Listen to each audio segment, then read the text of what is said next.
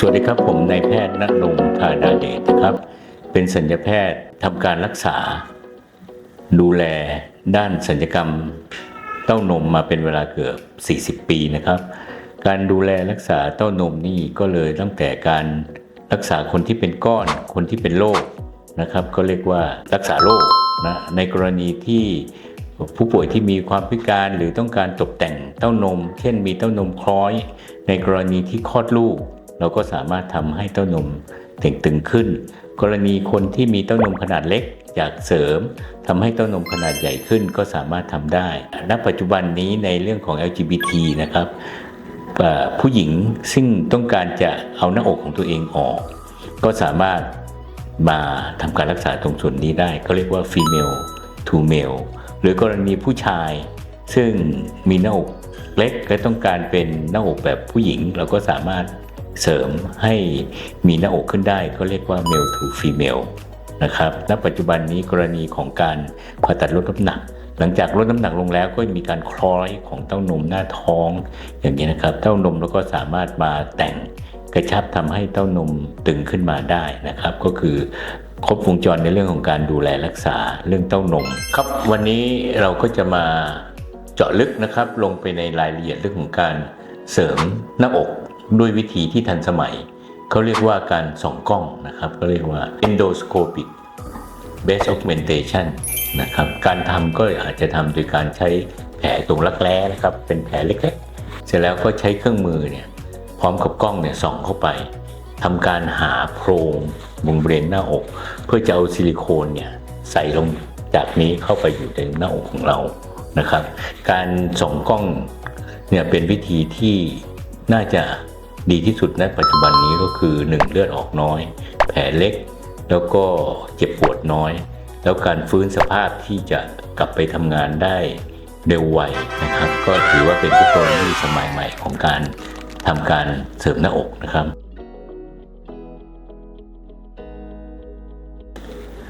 คือการเสริมหน้าอกเนี่ยมันมีหลายวิธี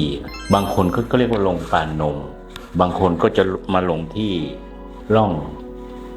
นมซึ่งนิยมกันมากแต่ยังไงร่องนมเนี่ยในคนเอเชียเราก็จะมีแผลเนื่องจากคนเอเชียเราก็จะเป็นแผลเป็นง่ายแล้วก็ใส่ซิลิโคนเข้าไปทางนี้ในอดีตที่เราผ่าตัดโดยการลงแผลรักแร้เนี่ยแต่ว่าเราไม่มีกล้องส่องเข้าไปเราต้องใช้การฉีกกล้ามเนื้อซึ่งจะเจ็บปวดมากกว่าและปัจจุบันนี้ก็กลับมาสู่ว่ามีเครื่องมือที่ทันสมัย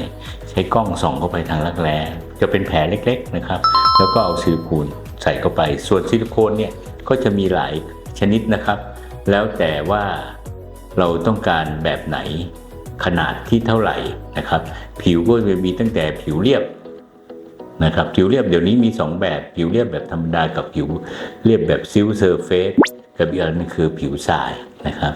ข้อดีข้อเสียของแต่ละอย่างเนี่ยก็ผู้ป่วยสามารถมาปรึกษานะครับคนที่ต้องการเสริมมาปรึกษาได้ที่โรงพยาบาลเกษมราษฎร์เวียงจันทร์แห่งนี้นะครับเราก็จะมีรายละเอียดให้ท่านทราบพร้อมกับจะรู้ว่าแต่ละคนเนี่ยมีความเหมาะที่จะใส่ขนาดไหน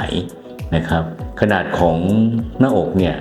แล้วแต่คนว่าต้องการใหญ่ต้องการพอดีต้องการเสริมบุคลิกภาพนะครับอันนี้คือการเสริมหน้าอกนะครับ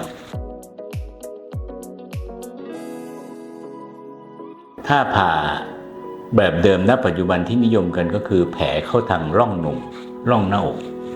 ก็จะมีลักษณะแผลเรียกว่ามีแผลอยู่บริเวณทรวงอกนะครับ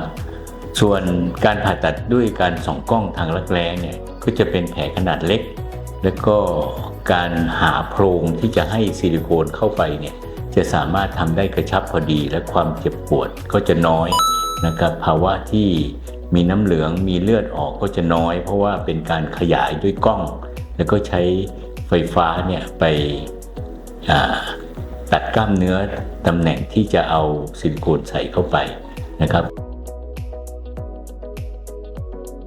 โดยทั่วไปการทำเสริมหน้าอกเนี่ยถามว่าฟื้นตัวนานเท่าไหร่ปกติจะเป็น day case นะครับสามารถทำตอนเช้าแล้วตอนเย็นกลับไปบ้านได้นะครับก็ไม่จำเป็นต้องนอนโรงพยาบาลแต่บางกรณีเพื่อความปลอดภัยเราอาจจะให้นอนโรงพยาบาลเพียง1 คืนเพื่อสังเกตอาการนะครับอันนี้ก็คือเรื่องการสวยงามแต่แบบปลอดภัย ก็คือสังเกตการณ์สัก1 คืนหลังจากตื่นขึ้นมาแล้วก็จะสามารถกลับไปทำกิจกรรมปกติได้ยกเว้นยกของหนักๆกรณีที่ต้องใช้กล้ามเนื้อเพราะว่าถ้าเราใส่ซิลิโคนเข้าไปใต้กล้ามมันก็อาจจะมีการปวดของกล้ามเนื้อซึ่งช่วงนี้ก็ใช้เวลาพักรักษาตัวประมาณ 2-3 อาทิตย์หลังจากนั้นก็กลับไปมีกิจกรรมปกติได้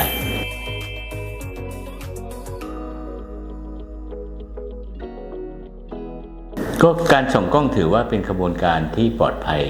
นะครับณปัจจุบันนี้ไม่ว่าจะการผ่าตัดไส้ติ่งก็ส่องกล้องการผ่าตัดถุงน้ำดีก็ส่องกล้องนะครับการผ่าตัดมดลูกเองก็ส่องกล้องเมื่องั้นการพัฒนาเรื่องการส่องกล้องนี้ก็เข้ามาสู่ในเรื่องของความปลอดภัยมาตรฐานเป็นเรียกว่ามาตรฐานของการรักษาเพราะงั้นการเสริมหน้าอกก็เช่นเดียวกันนะครับการส่องกล้องก็ถือว่าเป็นกระบวนการที่ทันสมัยแล้วก็ให้ผลลัพธ์ที่ดีภาวะแทรกซ้อนน้อยนะครับ